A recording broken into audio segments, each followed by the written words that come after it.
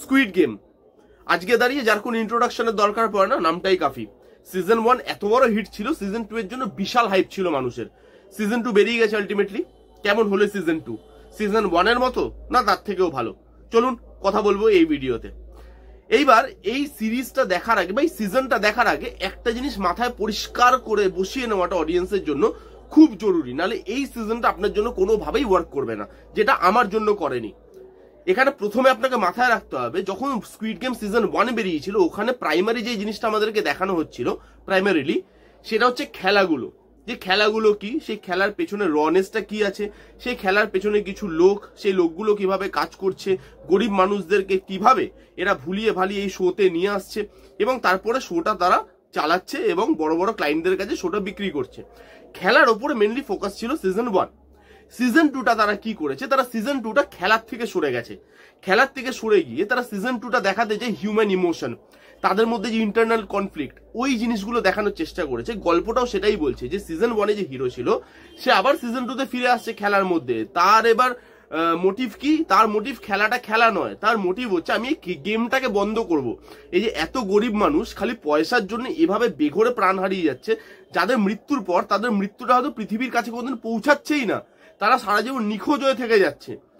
সেই খেলাটা বন্ধ করতে হবে, মারণ খেলাটা বন্ধ করতে হবে। হিরো কি পারছে বন্ধ করতে, সেটা নিয়ে এই সিজনটা দেখানো হয়েছে। এই সিজনের মধ্যে গেম বেশি দেখানো হয়নি, হিউম্যান ইমোশন, বন্ডিং, এই জিনিসগুলো, এই গেমের পেছনে কে কে আছে, কি কি রাজ আছে এই গেমের পেছনে, এইগুলো নিয়ে মেনলি খেলা হয়েছে। এবার এর কিছু পজিটিভ দিক অবশ্যই আছে, কিন্তু এই সিজনটা কিন্তু আমাকে ফুললি স্যাটিসফাই করতে পারেনি। প্রথমে যেটা আমি আপনাকে বলবো, যেটা পজিটিভ দিক এই সিজনের, সেটা হচ্ছে টেকনিক্যালিটি। দেখুন, যেহেতু squid game, look and feel ভালো হবে, এবং স্কুইড গেম এমন একটা লুক অ্যান্ড ফিল মানুষকে দিয়েছিল যে পেপি ব্যাকগ্রাউন্ড, পেপি বিজিএম চলছে, একটা কালারফুল ব্যাকগ্রাউন্ড, তার মধ্যে খুন খারাপি, সেটা মানুষকে খুব অ্যাট্রাক্ট করেছিল। এখানেও সেই জিনিসটা আছে এবং সেই জিনিসটা দেখতে ভালো লাগে। লুক অ্যান্ড ফিলটা বেশ ভালো, টেকনিক্যালি সেই জিনিসটা ওয়েল মেড। সেটা বাইরের অ্যাকশন সিকোয়েন্স থেকে শুরু করে হোক, ভেতরের ওই যে কালারফুল ব্যাকগ্রাউন্ড, পেপি বিজিএম, খুন খারাপি, রনেস, এখানে যে টেকনিক্যালিটি ব্যবহার করা আছে, বিজিএম থেকে শুরু করে কালার টোন থেকে শুরু করে টেকনিক্যালিটি ভালো। কিছু পারফরমেন্সেস আপনার এখানে ভালো লাগবে। ফার্স্ট সিজনে যেটা সবার পারফরমেন্স ভালো ছিল, ভিলেন হোক, হিরো হোক, ছোট থেকে ছোট ক্যারেক্টার, যেখানে আমাদের ইন্ডিয়ান একটা ক্যারেক্টার ছিল, সেই ক্যারেক্টারটাকেও কত ভালোভাবে ফ্লেশ আউট করে আনা হয়েছিল। প্রত্যেকটা ক্যারেক্টারের মধ্যে বন্ডিংটা আমাদের কাছে ওয়ার্ক করেছিল, কারণ প্রত্যেকের পারফরমেন্স ভালো ছিল।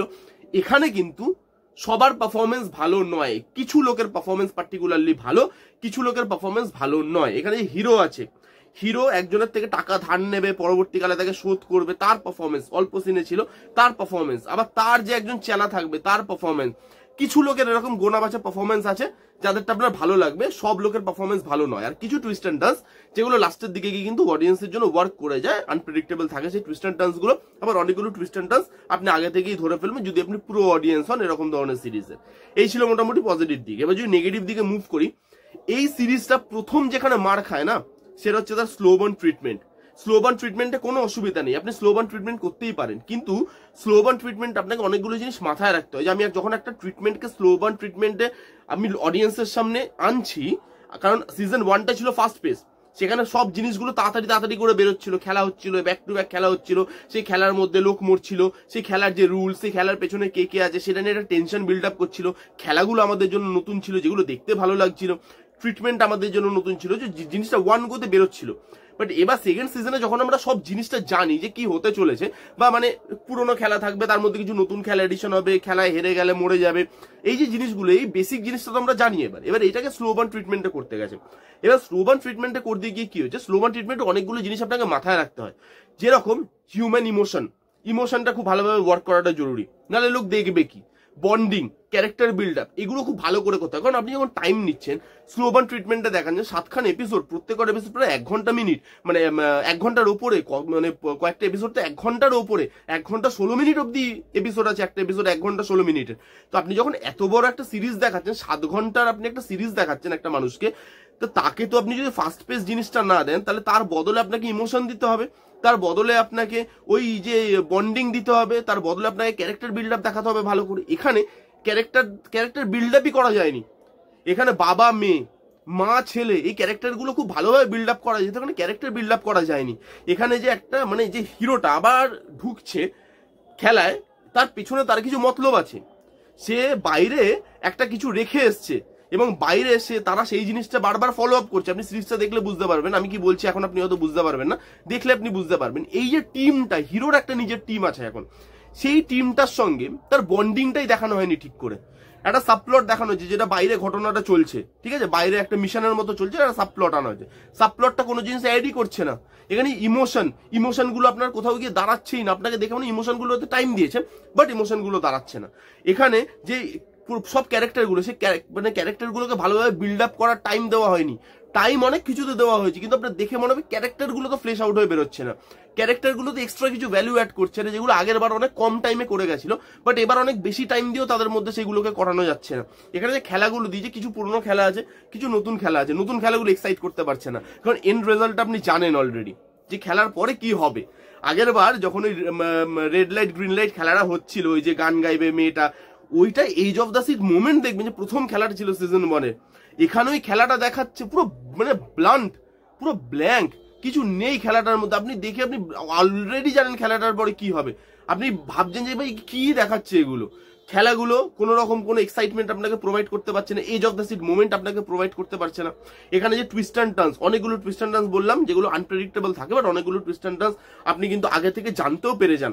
শুধু সিরিজটাকে টেনে বড় করা হয়েছে। টেনে যদি বড় করা হয় সিরিজটাকে শেষ করে দাও না, সিরিজটাকে সিজন 3-তে নিয়ে গেছে, ফোর্সফুলি সিজন 3-তে নিয়ে গেছে, ঘাড় ধাক্কা দিয়ে। কোনো দরকার ছিল সিজন 3, এখানে আরো একটা দুটো এপিসোড বার করে এখানেই পুরো সিরিজটাকে মানে ফিনিশ করে দেওয়া যেত। সিরিজটাকে শেষ করেনি, সিরিজটাকে আবার পরে সিজনে নিয়ে গেছে, কি দরকার বুঝতে পারলাম না। এখানে হিউম্যান ইমোশন মানে যেগুলো অ্যাকচুয়ালি দেখাতে চেয়েছে, খেলা কম দেখাচ্ছে, নো ইস্যু, আপনি ইমোশন নিয়ে খেলছেন, খুব ভালো। কোরিয়ান মানে কোরিয়ান জিনিস আপনি দেখবেন ইমোশনও কিন্তু খুব ভালো ওয়ার্ক করে। আপনি ট্রেন টু বুসান দেখুন, ট্রেন টু বুসান কত ভালো ইমোশন ওয়ার্ক করে। আইস অফ দ্য ডেভিল দেখুন, কত ভালো ইমোশন ওয়ার্ক করেছিল। ইমোশন কিন্তু ওয়ার্ক করে কোরিয়ান জিনিসে, এখানে ইমোশন ওয়ার্ক করছে না, বন্ডিং ওয়ার্ক করছে না, এখানে ক্যারেক্টারগুলো ভালো করে বিল্ড আপ করা নয়। এখানে যেভাবে খেলাগুলোকে দেখাচ্ছে সেগুলো edge of the seat moment provide করতে পারছে না, জোর করে সিজন 3-তে টেনে নিয়ে যাওয়া হচ্ছে। আমার স্কুইড গেম সিজন 2 ভালো লাগেনি, অনেকের ভালো লাগতে পারে, আমার কিন্তু সিজন 3 ভালো লাগেনি। অনেক আননেসেসারি জিনিস ছিল যেগুলোকে কেটে বাদ দেওয়া যেত, আরো ছোট করা যেত, ক্রিস্প করা যেত, মজা লাগতো তাহলে দেখতে। অনেক হাই এক্সপেকটেশন রেখে ফেলেছিলাম হয়তো, যার জন্য আমার সিজন 2 অতটা ভালো লাগেনি।